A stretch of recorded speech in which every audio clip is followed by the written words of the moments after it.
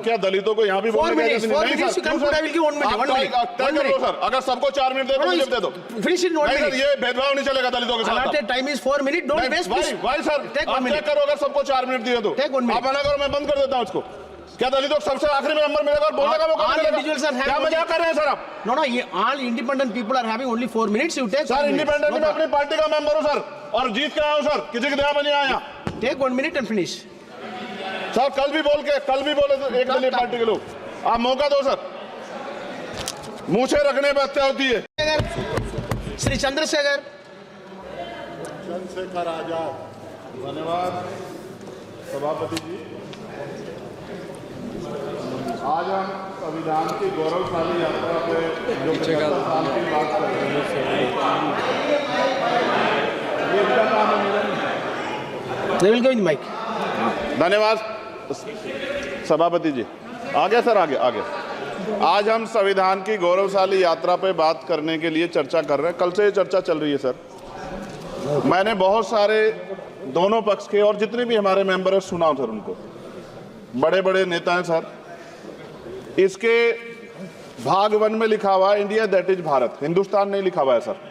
लेकिन सारे नेता संविधान पे चर्चा कर रहे हैं, लेकिन हिंदुस्तान ही कहेंगे, भारत कहने की हिम्मत नहीं जुटा पा रहे हैं। ये बड़ा सवाल है सर कि क्या संविधान के हिसाब से बात रखी जा रही है। मैं धन्यवाद दूंगा फूले साहू बाबा साहब अम्बेडकर को और मेरे नेता मान्यवर साहब श्री काशीराम को। 25 नवंबर 1949 को संविधान को सौंपते हुए डॉक्टर बाबा साहब अम्बेडकर ने कहा था कि 26 जनवरी 1950 को हम विरोधाभास भरे जीवन में प्रवेश करने जा रहे हैं। राजनीतिक जीवन में तो हमारे पास समानता होगी, लेकिन सामाजिक और आर्थिक जीवन में असमानता होगी। क्या ये चुनौती आज 75 साल बाद दूर हुई है? भारत ने 26 जनवरी 1950 को संविधान लागू होने के साथ खुद को एक संप्रभु लोकतांत्रिक और गणतांत्रिक राज्य होने का ऐलान किया।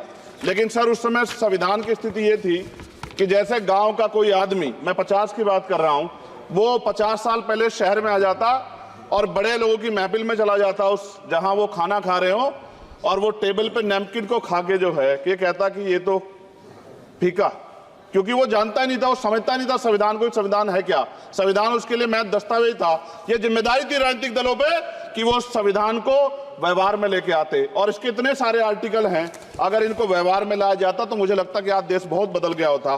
बाबा साहब ने कहा था कि लोकतंत्र भारतीय भूमि का केवल ऊपरी पोशाक है, उनके अनुसार यहाँ की संस्कृति अनिवार्य तौर पर लोकतांत्रिक है।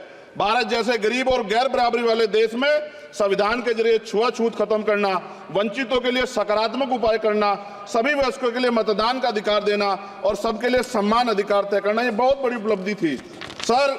ये संविधान है कि आप वहां बैठे हैं और मैं यहाँ खड़ा होकर अपनी बात रख रहा हूं, और इस देश में आदिवासी महिला के तौर पे जो है राष्ट्रपति बनी है, और प्राइम मिनिस्टर तो नहीं बना, लेकिन शेड्यूल कास्ट के बड़े नेताओं को भी जो है राष्ट्रपति बनने का मौका मिला। इस संविधान की देन, अगर वोट हम पे नहीं होता तो शायद अमीर और जो राजा महाराजा खुद को मानते हैं हमारी गलियों तक नहीं आ पाते, हमारे हाल नहीं जान पाते।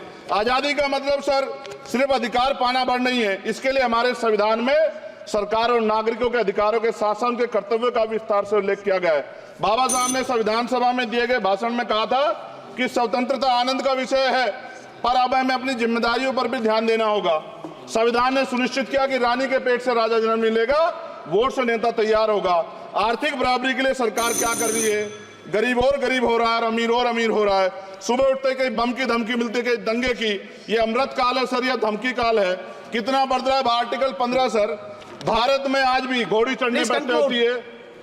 प्लीज सर, क्या दलितों को यहाँ भी बोलने का सर, अगर सब क्या दलितों को यहाँ भी बोलने का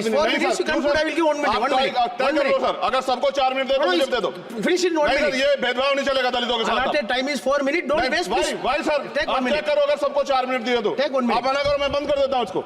क्या दलितों को सबसे आखिरी में नंबर मिलेगा और बोलने का मौका मिलेगा? क्या मजाक कर रहे हैं सर आप? नो, ये all independent people are having only 4 minutes. You take sir, independent में अपनी पार्टी का मेंबर हूं सर, और जीत के आया हूं सर, किसी की दया में नहीं आया। Take 1 minute and finish. Sir कल भी बोले तो एक दलीय पार्टी के लोग, आप मौका दो सर। मूछे रखने पर हत्या होती है, महिलाओं पे, छोटे मासूम बच्चों पर रेप हिंसा होती है। एनसीआरबी का डाटा देकर डर लगेगा। यही 1 किलोमीटर में संविधान को जला गया, और महाराष्ट्र के परभनी में अभी भी संविधान को नष्ट किया गया उसकी कॉपी को। आर्टिकल 25-26 में संविधान में सभी को धार्मिक आजादी, कहाँ है दलितों की, मुसलमानों की, जैनों की, बौद्धों की, ईसाइयों की। छत्तीसगढ़ में सतनामी समाज को संविधान की अपनी धार्मिक आजादी के आधार पर जो है उनको अपमानित करके जेल में बंद कर दिया। संभल, अजमेर, अयोध्या सब इसका उदाहरण है। ये सरकार आलोचना डरती है। कितने लोग जेल में बंद है? मिरान हैदर, खालिद सैफी, उमर खालिद खान, सिफा खान, गुलफ्शा फातिमा और आजम खान साहब राजनीतिक विरोध में बंद है। सरकार यहाँ बैठी है, सरकार सामाजिक न्याय की बात करती है। बताए कितने दलित मुख्यमंत्री बना रखे हैं आपने? 13 ज्यादा सरकार स्टेट में सरकार है। कितनी महिला मुख्यमंत्री है? आपकी सरकार ने सुप्रीम कोर्ट के आदेश के बाद रिजर्वेशन प्रमोशन में जारी नहीं किया। और ओबीसी को पॉलिटिकल रिजर्वेशन आप देंगे नहीं देंगे, आप बताने का काम करें। मैं 75 साल की गौरव यात्रा में हम एक सभ्य समाज नहीं बना पाए, इसलिए जाति आधार पर SC ST OBC के बच्चों को प्राइमरी स्कूल से लेकर उच्च संस्थानों में भेदभाव किया जाता है। सरकार निरंकुश हो गई, कोई बुलडोजर से कार्रवाई करता है। कल मंत्री जी ने कहा हमने राष्ट्रीय पिछड़ा वर्ग आयोग बनाया, 69 शिक्षक भर्ती में उसकी सिफारिशों को नहीं माना। EWS के जरिए आपने संविधान पे आरक्षण के प्रावधान पे हमला किया। 1 मिनट में खत्म कर रहा हूं सर। संविधान सर न्यायपालिका में आर्टिकल 124 ये कहता है सर, ये अधिकार जो है। Sanjay sir ji please conclude. Sir 1 minute में प्लीज संविधान में न्यायाधीशों की नियुक्ति का अधिकार राष्ट्रपति के द्वारा होना चाहिए, अभी तक नहीं हो रही है। All India judicial service commission कब बनेगा? क्या चंद परिवार ही सर जज बन सकते हैं? और आज हम सर, मैं सरकार से सवाल पूछना चाहता हूं सर, सेवाओं में SC ST OBC वर्ग का कितना प्रतिनिधित्व है? भारत सरकार के मंत्रालयों के अधीन PSU में, बैंकों, बीमा कंपनियों में और स्वच्छता संस्थानों में आउटसोर्स तथा कॉन्ट्रैक्ट पर वर्तमान कार्यरत कर्मचारी कुल कितनी संख्या है? आउटसोर्स और कॉन्ट्रैक्ट में कार्यबल SC ST OBC कितना प्रतिशत है? निजी क्षेत्रों में कार्यरत कर्मचारी उनके SC ST OBC की वर्ग लाभ। सर खत्म कर, लास्ट पॉइंट सर मैं फिर स्पष्ट तौर पर कह रहा हूं सर, यहां बैठे SC और OBC के मेंबर से कह रहा हूं सर, उनको सामाजिक जिम्मेदारी का ध्यान भी रखना चाहिए। पार्टी के प्रति वफादारी के साथ साथ अपने वर्गों के प्रति ईमानदारी भी रखनी चाहिए। ईमानदारी नहीं होगी तो इन वर्गों का भला नहीं हो सकता और हमें बहुत सरकारों से उम्मीद नहीं है। बहुत बहुत धन्यवाद सर। Thank you. बहुत बहुत धन्यवाद सर। आज संविधान की ऊपर चर्चा करने के लिए आपने